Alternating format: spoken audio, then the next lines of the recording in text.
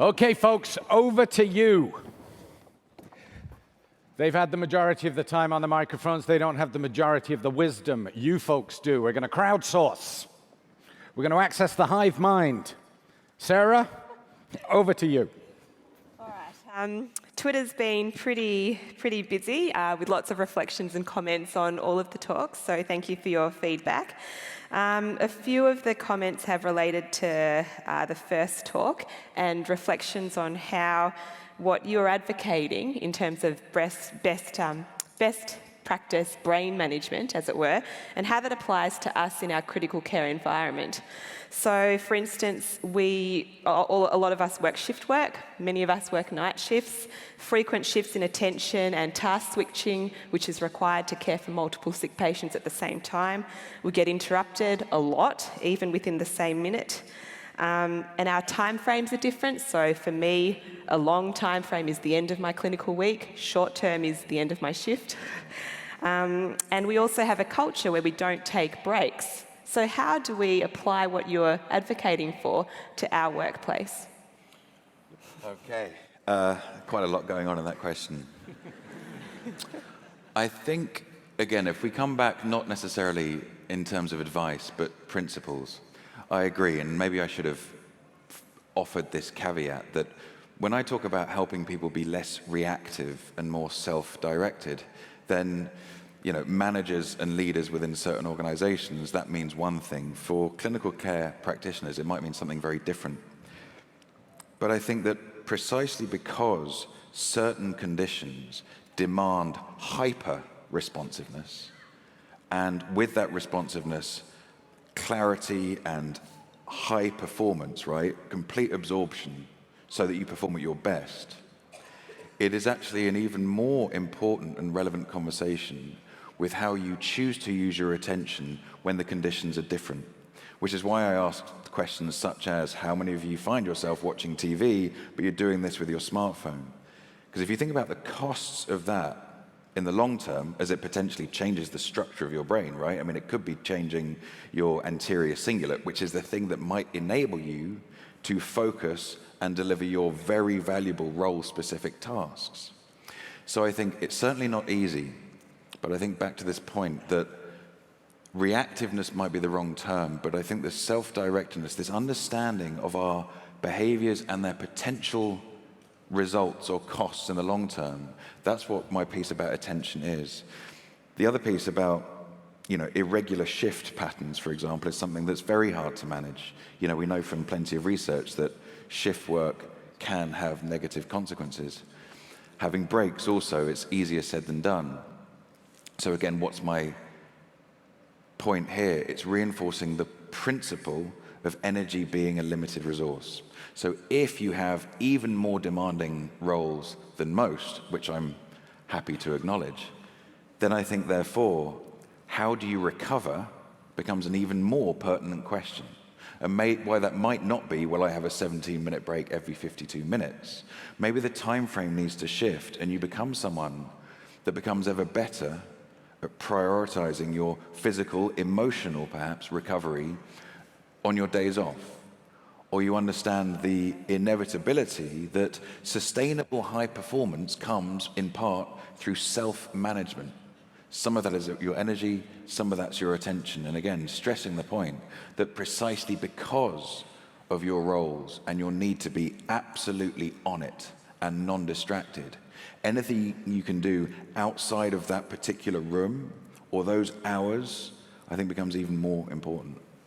Thank you. So maybe the boundary-pushing conferences like this place is a place to start with the 17-minute breaks every 52 minutes. Thank you. And another question sort of in a similar vein is directed at Sarah. So there was a lot of reflection on sort of the role of innovation in medicine, and in particular how innovation's often slow due to the culture that we have. There's lots of regulations, legal requirements, inertia, and a reliance on sort of consensus and evidence-based practice. How do we break from all of this to propel innovation within critical care, and what can we learn from you? I don't think it's an either or. I think the systems and processes we've put in place, whether it's in medicine or in agriculture, are really important, and they're there for a reason. That said, to my point about mindset, there are little changes that we all can make, and there's little issues or opportunities that I imagine we all see on a day-to-day basis, and can think about what it would mean to break the rules in a cautious way or in a intentional way to start to make a change or to start to change people's minds. So I don't think it has to be fully shirk the system, but it can be little changes as we go. And agriculture is the same thing. We don't want to fully produce something that isn't going to be safe or that isn't going to be high quality or that we all are going to eat and have a big impact. So all of the same principles apply, and I don't think that's at all counter to innovation. It's how do you challenge the boundaries that are there for a reason and really break the rules when the boundaries aren't there for a reason. Thank you. Then there are a few questions for Glenn and lots of reflections on his talk. In particular, if cognitive biases are in fact sort of, biases, as you say, why is it that clinicians' gut intention and the gut feel of experts, why is that so powerful in making, good diagnoses and decisions in stressful and unusual situations? And sort of along extending that, how can we most effectively train our prefrontal cortices to, step beside this? So experienced clinicians use a lot of pattern recognition, and that's what they tend to term gut recognition. It's just pattern recognition. The gut response that I'm talking about is the gut response of you, and I've seen this many times. I've walked into an arrest situation and there have been 3 people standing against the wall, frozen like statues with their mouth open. That's the kind of overwhelming blind panic, amygdala hijack that fear can produce. But fear is involved in all of even our subtle decisions every day. And the more that we can bring that to our conscious mind, rather than it be an unconscious influence, then the better that we can manage it. And there's a great technique that's being introduced in med schools around the world with an acronym called TWEED. After you make a decision, use TWEED. T stands for threat. Is my decision potentially going to kill this person? W, what else could it be? What if it is? What if I'm wrong? E, what is the evidence for this decision? And D, disposition, how do I feel? Am I tired, angry, hungry? Has somebody just upset me? Is that influencing my decision making? And the studies that they've done on that particular acronym show that it improved medical students' decision making by about 30-40% in terms of objective assessment. I'll throw out a question, if I may, to anyone on the panel. This conference is called Social Media and Critical Care. It's not called Nuanced Thought for a great deal of time and critical care. How are you all doing with the jealous spouse of social media at the same time as needing to be creative, nuanced, and deep thinking? Can I make a comment? You must make a comment, Simon, because there was an awful silence after that question. So, is this on?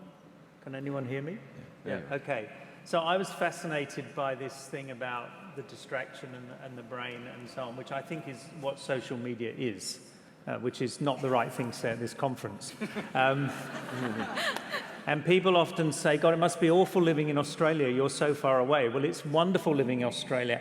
And one of the reasons it's wonderful is because to go anywhere takes at least 15 hours, okay? So fly to Sydney to Dallas, and I get 15 hours with no email, no internet access, no social media, and I get a phenomenal amount of work done. I'm up the pointy end, so there's enough room for the computer.